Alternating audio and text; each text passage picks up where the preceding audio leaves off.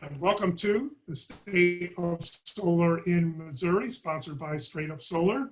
We are really excited to kick off Earth Week with an important topic of how the solar industry is doing in the Show Me State here.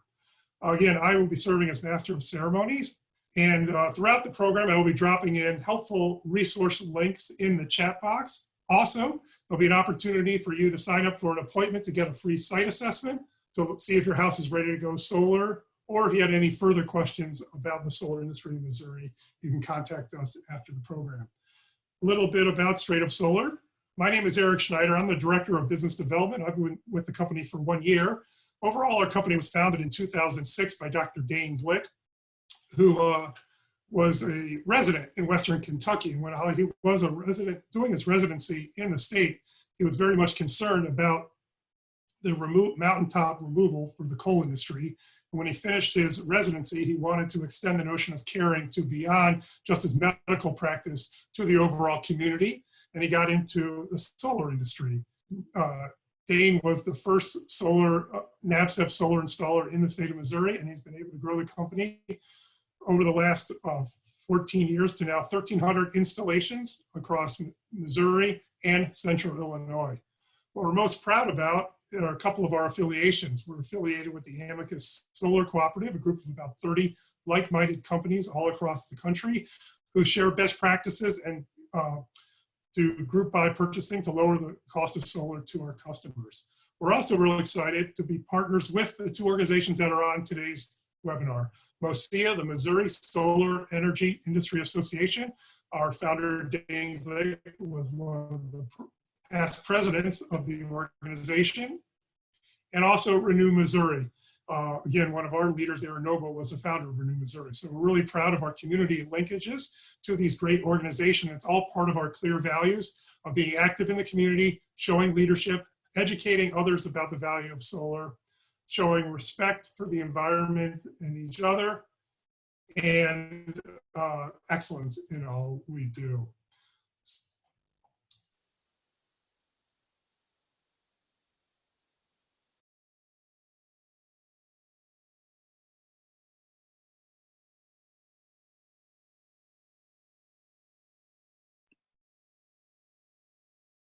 Hello. Projects and time use pricing in Missouri.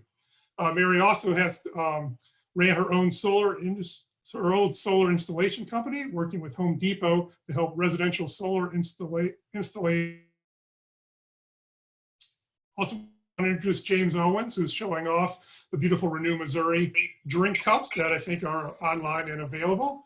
He's been the executive director since 2017. Previously, he served as the Missouri Public Service Counsel, representing the public in utility cases. James is an attorney and also has served as an associate judge for Webster County.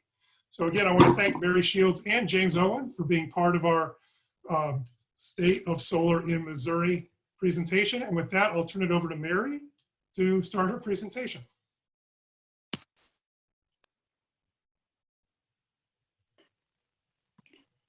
So as Eric mentioned, I'm Mary Shields, the Executive Director for MOSEIA. MOSEIA is the Missouri Solar Energy Industries Association, and we are the voice for solar installers, distributors, sales associates, anyone working in the solar value chain, including homeowners and business owners owning solar, and really anyone who would just like to see more clean energy investments in the state. Our installing members agree to abide by a strict code of ethics to protect the industry's reputation in the state and to protect homeowners and businesses who want to advance clean energy by installing solar. A home is likely the biggest investment we make, and it's important to protect this investment. By installing solar, you can significantly increase the value of your home. However, we also recognize that a job done poorly can have the opposite effect. That's why our members agree to stand behind their warranties, adhere to all applicable laws, ordinances, and regulations, and market the capabilities and performance of the energy savings of their systems honestly. And this is very important when you're comparing quotes. These are just a few of the guarantees that you get from a MOSEIA installer member so that you can rest easily knowing your home investment is protected. Next slide. I can't see your screen, so I'm hoping you're on sort of industry at a glance. Just a little bit about solar in Missouri. Most people support solar energy. In fact, 9 out of 10 Americans. In the state, we have enough solar installed to power almost 30,000 homes, but this is really just a fraction of the opportunity. A solar installer was the fastest growing job category in the state last year, and we have over 2,600 people working in the industry. There are 160 solar businesses in the state, and we added $42 million to the state's economy last year.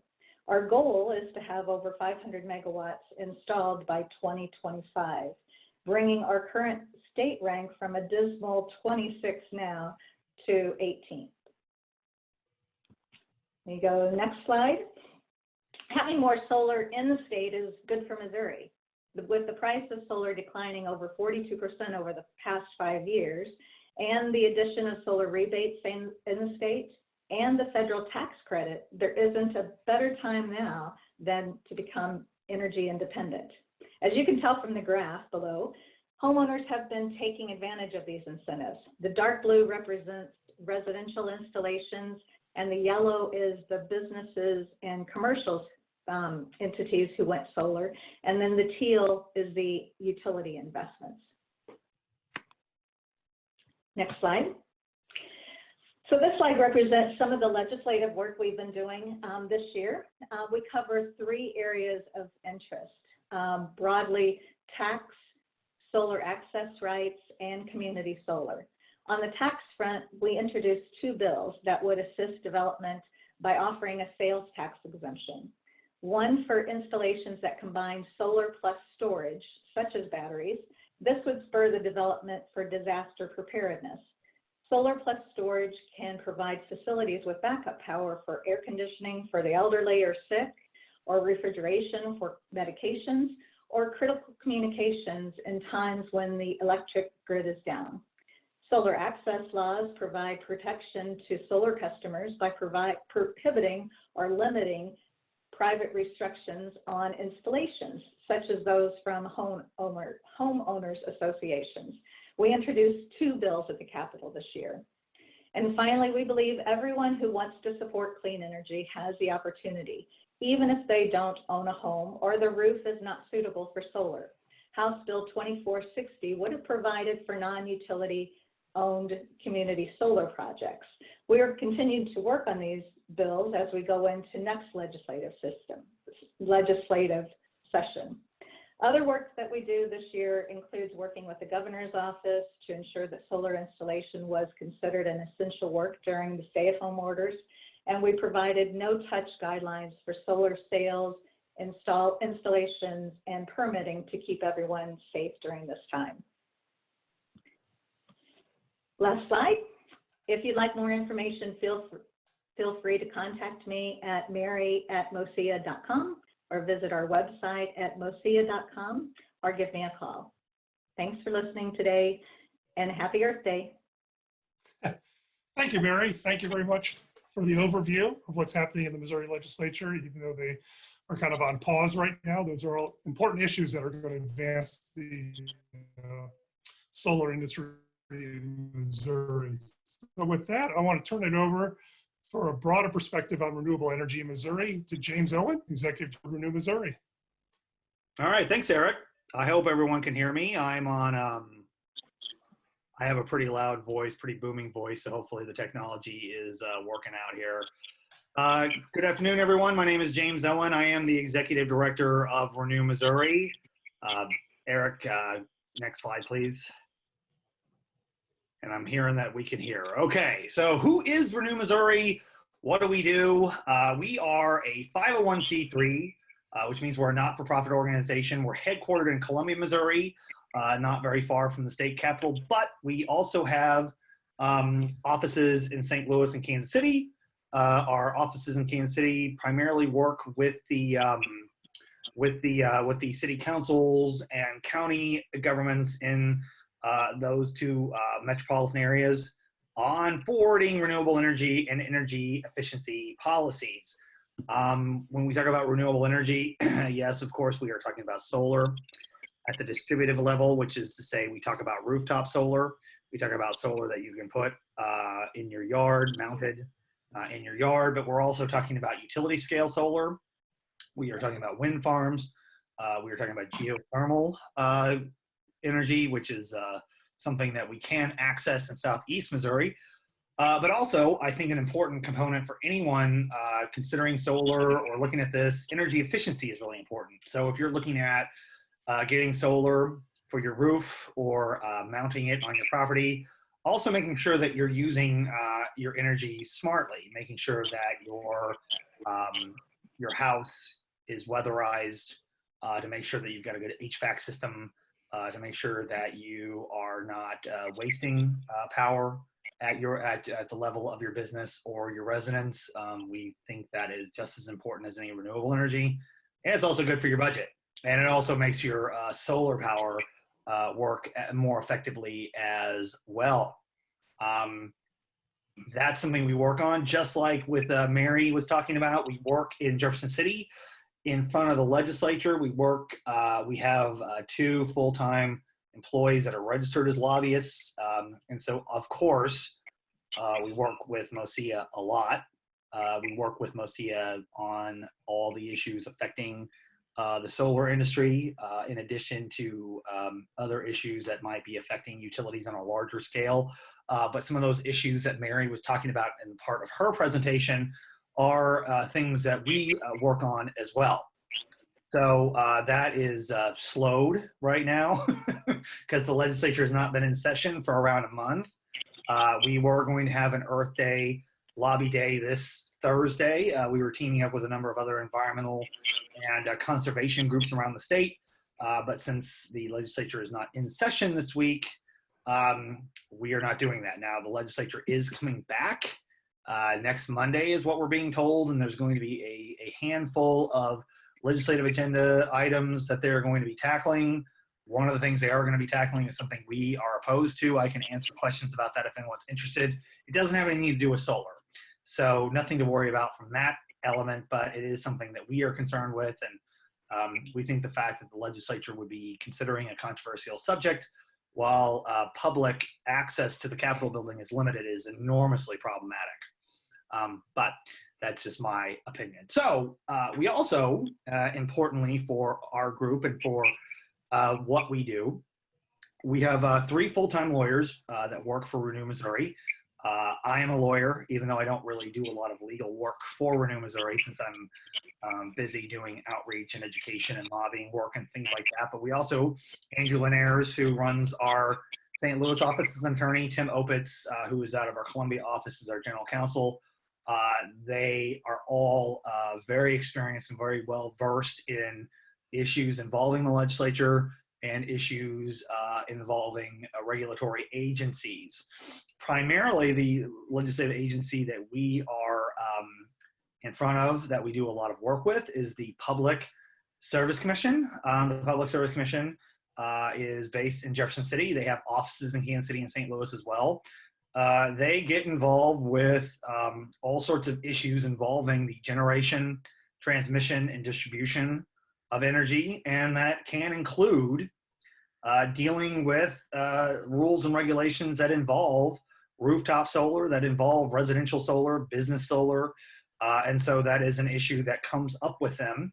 As an example, there was a bill a couple of years ago that brought in solar rebates, brought them back in, and the Public Service Commission had to create rules and regulations that handled those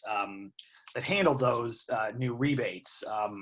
My opinion, the Public Service Commission was trying to go above and beyond what the legislature was asking them to do with that, so we had to step in to make sure that those solar rebates were being used to help maximize customer access to renewable energy, as opposed to some of the other policy ideas the Public Service Commission had. And speaking of, why the Public Service Commission would be interested in that and why they'd be doing that is on my next slide.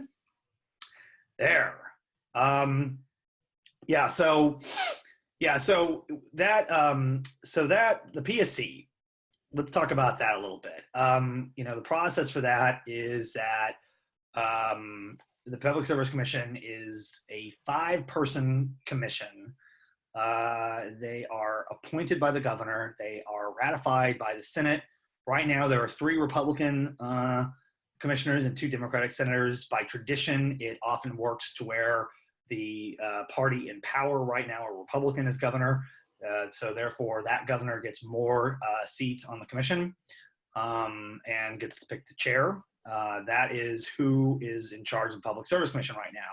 The people on there, the chair is Ryan Silvey. He's a former state senator from North Kansas City.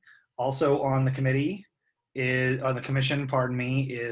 Scott Roop, who is a former state senator from Wentzville, another Republican. Also on the committee is Bill Kinney, also a former state senator, former Kansas City Chief. For those of you who are sports fans out there, Bill Kinney used to be on the Kansas City Chiefs back in the early 80s. He was, for sports fans out there, he was Mr. Irrelevant, which means he was the last draft pick in the year that he went into the NFL. So he's actually got that. He's actually got the Mr. Irrelevant jersey in his office, which is kind of fun. The Democrats on the committee right now are Maida Coleman. She's a former senator from St. Louis. She's been on there for a couple of years now. And finally, the most recent appointee to the Public Service Commission is Jason Holzman. He is a former state senator from the Kansas City area. He was just appointed in January and was appointed right before kind of the Public Service Commission stopped all of their work. If you notice a trend there, all of them are former state senators. That's the first time that's ever happened in the PSC's 113-year history. And I think that given that we have term limits in Jefferson City now, I think that's going to be probably a reality. That's going to be a lot of former lawmakers on there. Now, what does this group, the Public Service Commission, do? Well, they regulate private utility companies, which is to say they regulate companies like Ameren. They regulate Liberty Utilities or Empire Electric out of Joplin. They also regulate Evergy, which is formerly known as Kansas City Power and Light. It had a significant merger a couple of years ago with a large utility in eastern Kansas called Westar. They are now Evergy.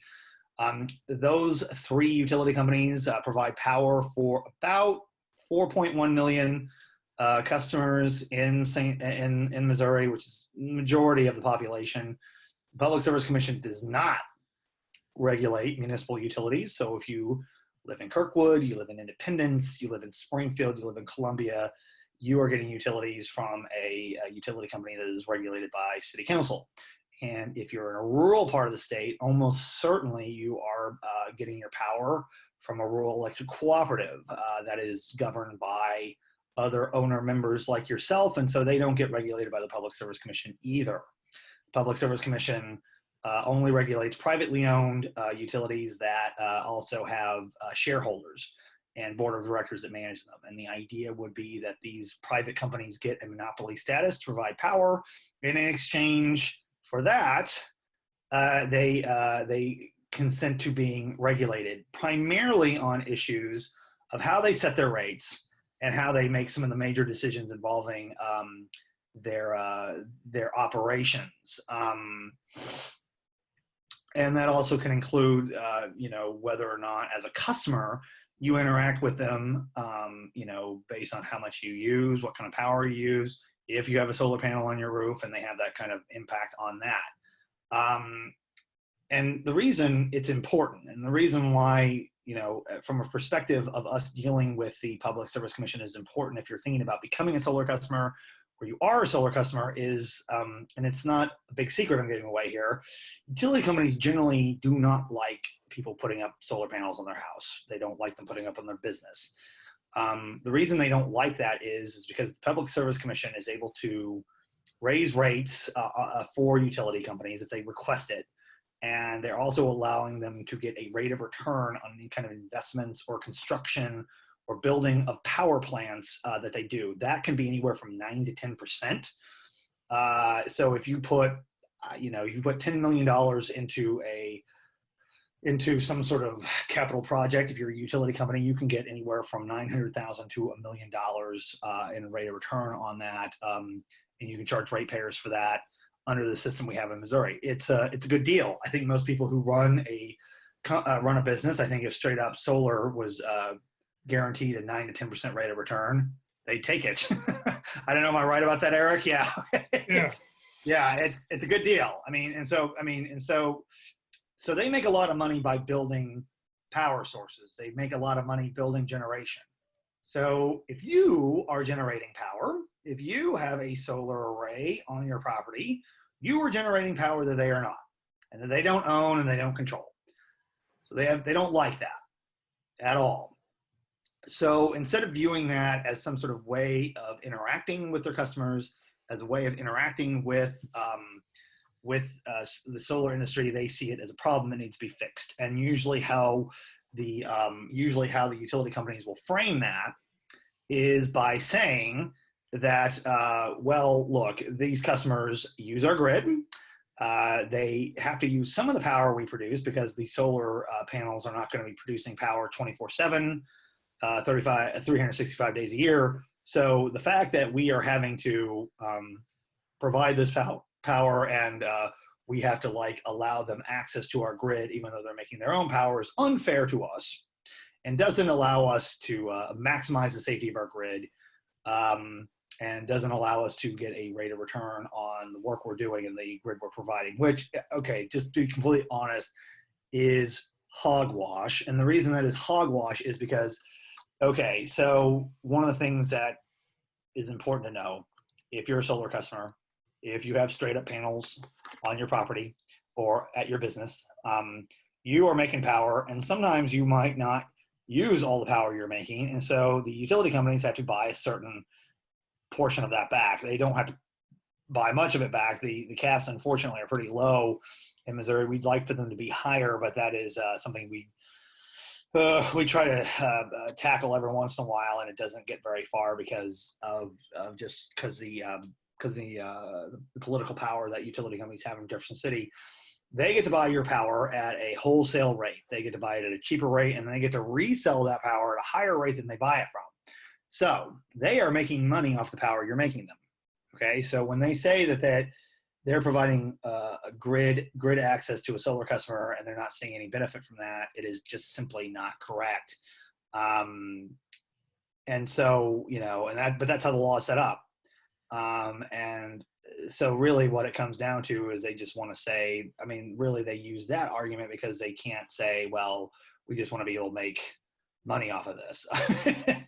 and so that's ultimately the biggest challenge. And I think that is what that's all I got on that slide. I think the next slide. Okay. Yeah. All right. So I kind of got into all of this. Oh, look at this. I just did all of this in my previous slide. I kind of forgot what was on here. Yeah. So, okay. So here's something important that I didn't get to that's on this slide. So in addition to the Public Service Commission, so the Public Service Commission is this 5-person body. They have advisors, they have attorneys. They're the ones who ultimately make decisions on how utility companies get to, whether they can raise their rates or lower their rates. But there's also, in addition to the Public Service Commission, there's something called the Public Service Commission staff, which is technically separate from the Public Service Commission. And this is like when this all gets very, very confusing. But there's about 200 people on the staff of this entity. And they are considered not necessarily decision makers, but they're kind of doing the day-to-day regulation of these utilities.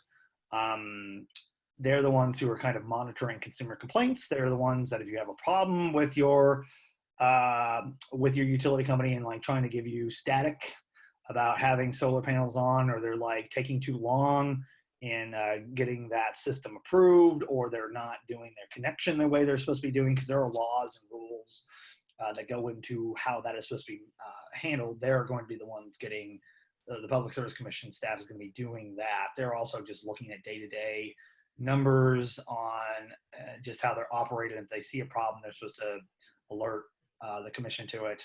But yeah, that's a big government entity. It's one of the largest regulatory bodies we have in Missouri, and their whole mission is to regulate utility companies. But it's not just Ameren, and it's not just Evergy, and it's not just Empire. They also regulate private owned gas companies like Spire Gas, if you're a Spire Gas customer, or MGE, if you're on the western side of the state, that's regulated as well. Ameren Gas, which has a lot of service territory here in Columbia where I live, but they also do water, Missouri American Water Corporation. So a lot of people in the St. Louis area have that. A lot of other jurisdictions around Missouri, like Jefferson City or Joplin or Mexico, Missouri, they get their water from there. And even if you are in a little subdivision or a little neighborhood that has a private water provider, that's not a public, that's not like a local public entity or anything like that, the Public Service Commission regulates those, and they can have as little as like 20 customers or 100 customers.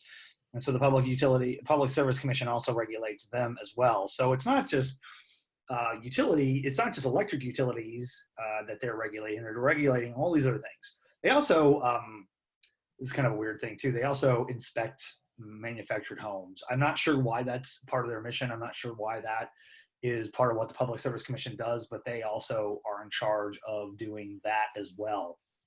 And so the Public Service Commission staff, just like Renew Missouri, and just like the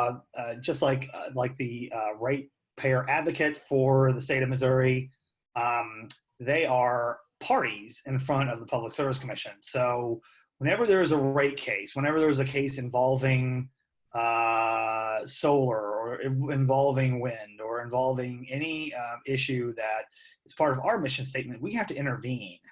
And the Public Service Commission has to allow us to intervene in that case. There's a lot of parties that are involved with these cases, industrial customers, other state agencies, other utilities get involved with other, hold on a second. Sorry, I had a little interruption there. The joys of working at home. So hold on a second, let me get my door really quick. Oh yeah, the door's okay. Well, no. That's a dissatisfied utility customer right there. Yeah. That's the utility company's upset about my presentation here.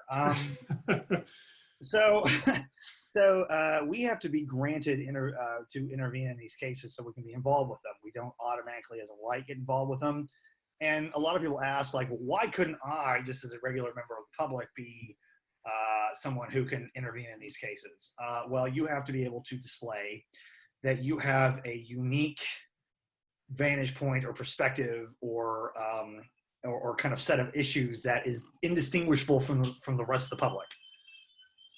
And so that is so that's the reason why just members of the public cannot get involved with those cases. I think that's what I got on that slide. I guess we can go to the next slide.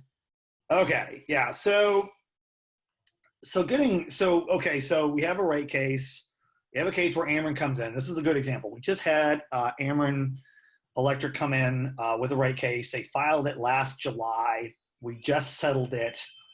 I believe we settled it in February of this year. So these rate cases tend to, from when they get filed to when the rate goes into effect, take about 11 months. And you might think that's a long time, but there's a reason for that. It's actually very specific. I mean, the whole reason is like, if these didn't take a long time, if these didn't take a lot of effort, the utility companies would be coming in all the time seeking rate increases.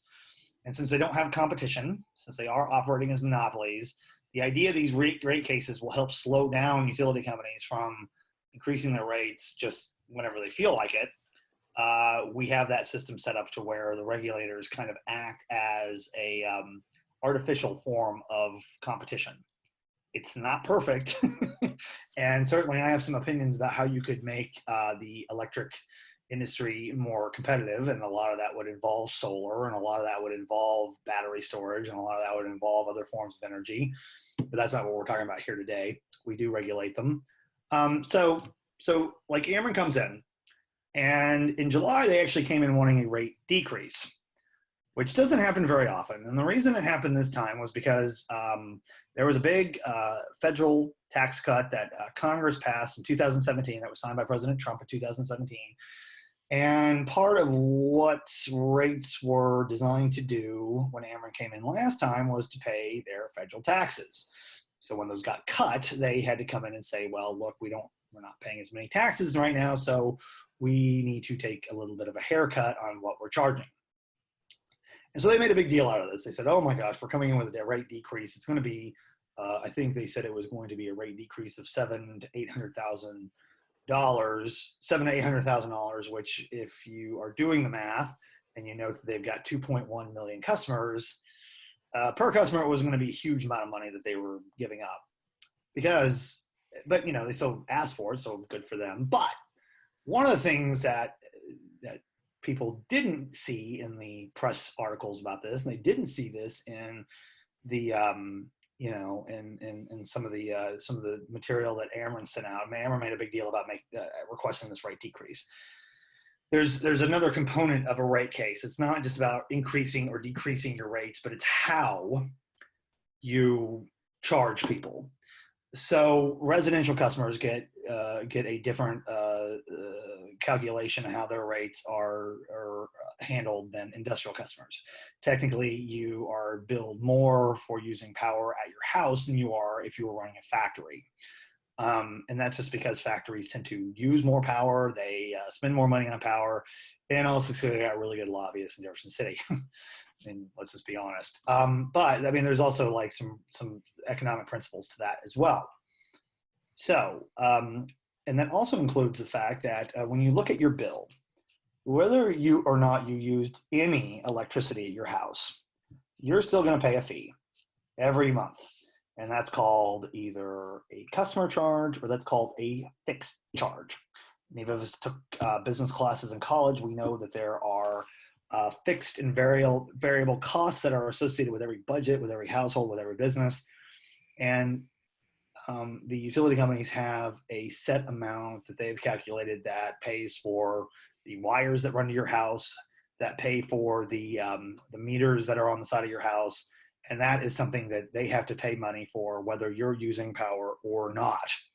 And so that's the fixed charge. And the rest of it is based on how much you consume or how much you produce.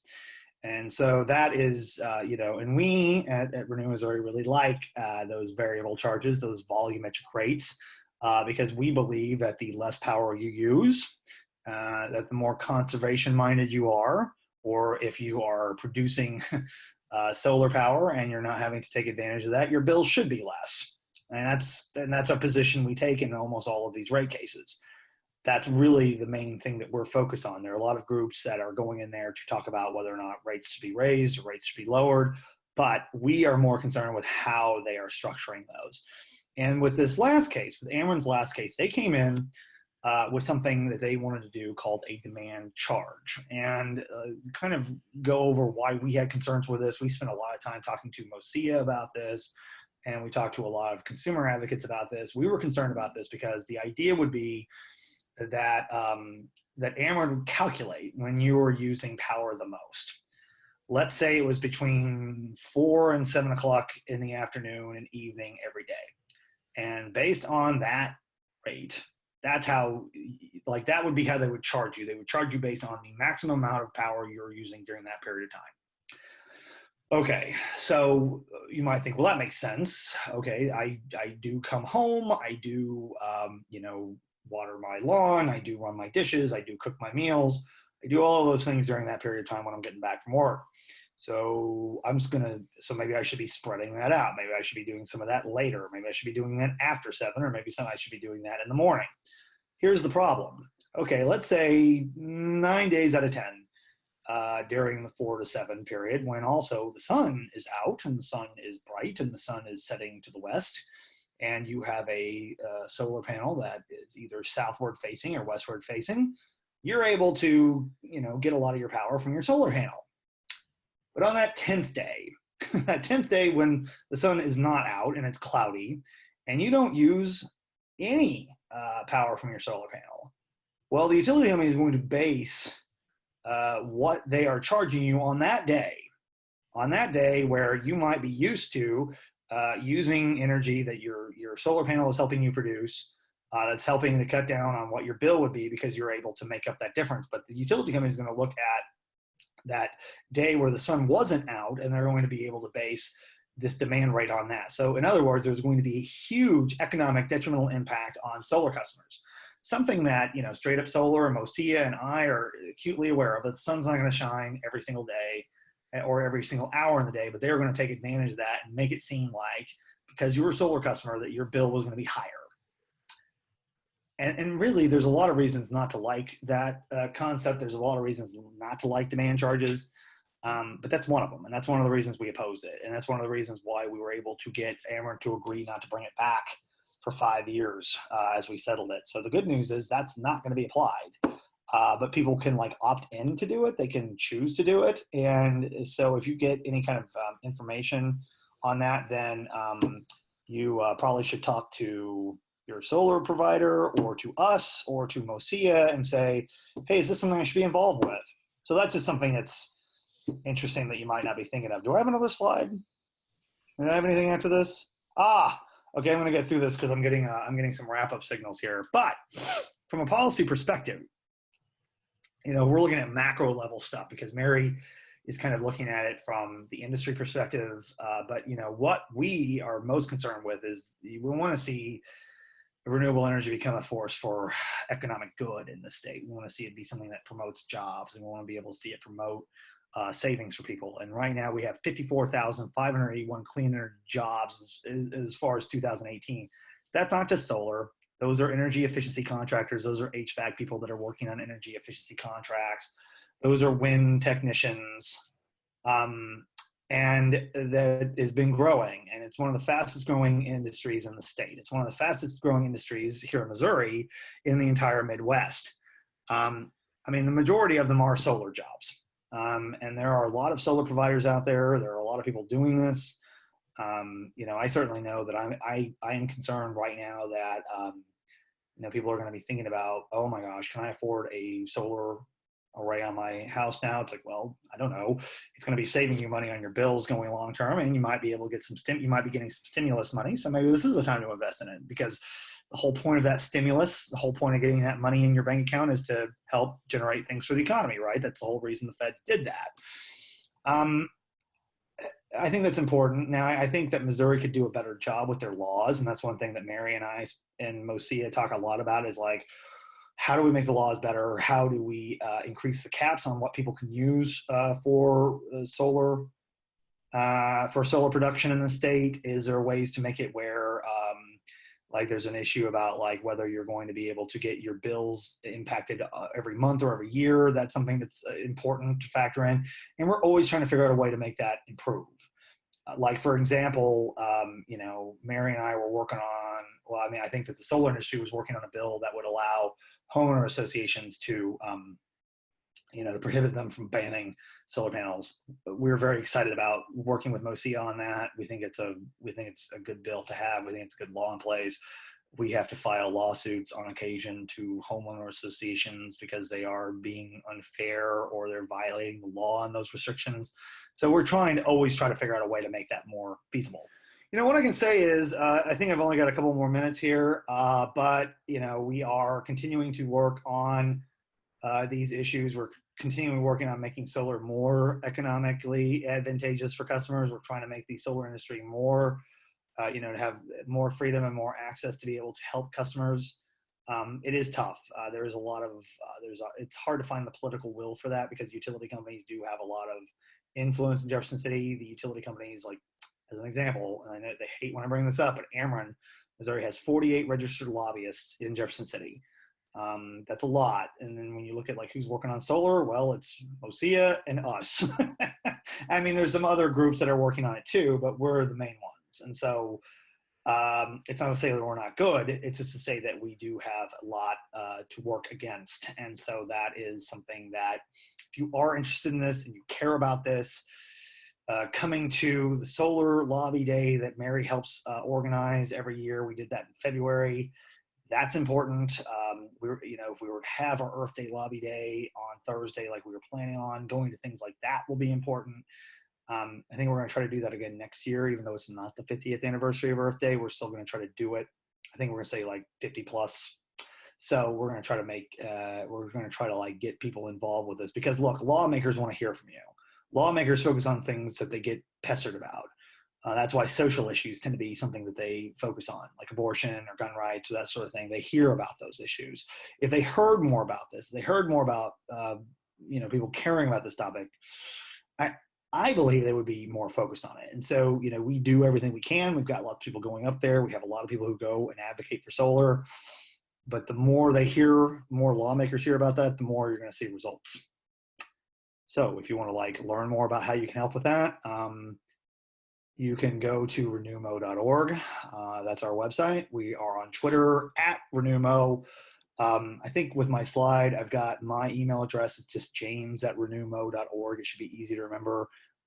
If you go to my website, I think my phone number is on there. It's area code 417. That's area code 417-496-1924. That's 496-1924. I am from Southwest Missouri. I am a Webster County boy. So I still have that number. Ah, yes, and that's being sent out to all of you. And so now you can call me and pester me or ask me really good questions. Just want to thank Mary Shields and James Owens. Mary from MOSEIA, Missouri Solar Energy Industry Association, and James Owens from Renew Missouri for being our special guest for answering all your questions. Again, Mary can be reached at mary@moseia.com. I think James, you're at james@renewmo.org. Feel free to reach out to them with any other questions here. And again, if you're thinking about going solar, we'd be happy to get you started here at StraightUp Solar. Just give us a quick phone call at 844-97-SOLAR. We'll get you started. Just there's some basic information about your home with our solar support specialist, and we'll take you on down the line for developing a custom plan, working you through the project where it's all turnkey operation. We do the design and the installation of all the projects. We work with the utility to install your bidirectional meter to get you started, and then you'll be enjoying the power of the sun. So with that, I want to thank you very much for tuning in. Enjoy your kickoff to Earth Week. I know it's a beautiful sunny day in St. Louis. My dogwood is blooming beautifully outside my window here. If you have any other questions, you can definitely contact me, eric.schneider@straightupsolar.com. We will be posting this webinar on our YouTube channel with the slides, so you can get access to this presentation after today, or you can just email me directly and I'll give you the slide deck. So again, I guess visually, if we can just give a wave, and thank you very much to James and Mary for a great performance, a great webinar, and everybody has a great Earth Day. Thank you very much, all. Thanks, Eric. Thanks, Mary. Bye. Thank you. Bye. Bye.